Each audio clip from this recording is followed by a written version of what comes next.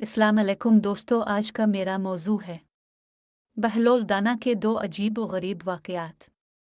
पहला वाक़या। एक बगदादी सौदागर अपने ग़ुलाम के साथ जहाज़ में बैठा हुआ था। वो और कुछ दूसरे लोग भी इसी जहाज़ में सवार बसरा जा रहे थे। बहलोल और कुछ दूसरे थे। ग़ुलाम ने रोना शुरू कर दिया क्योंकि वो जहाज़ की हंगामा खेज़ हरकत से खौफज़दा था। इस पर तमाम मुसाफिर परेशान हो गए। बहलोल ने ग़ुलाम के आका से कुछ मशवरा करके उसे खामोश करने की इजाज़त चाही।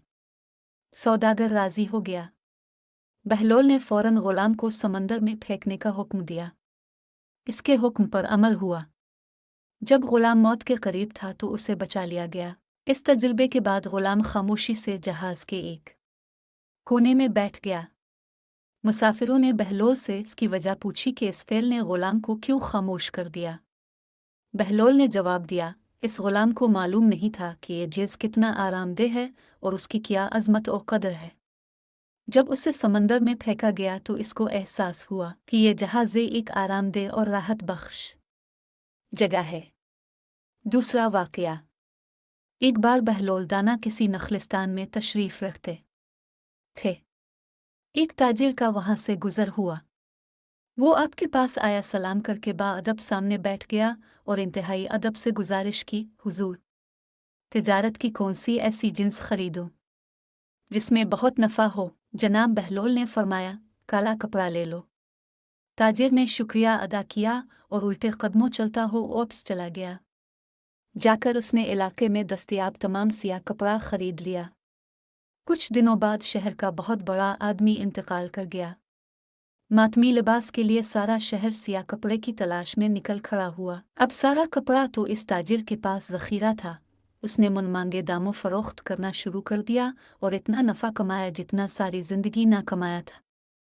इससे वो बहुत अमीर हो गया।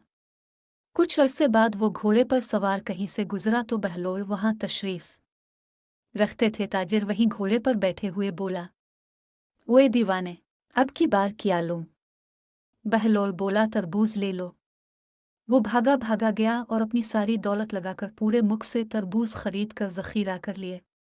अब वो इंतज़ार करने लगा कि कब लोग इससे तरबूज खरीदने के लिए आते हैं। लेकिन वक्त गुजरने लगा और कोई भी तरबूज लेने ना आया।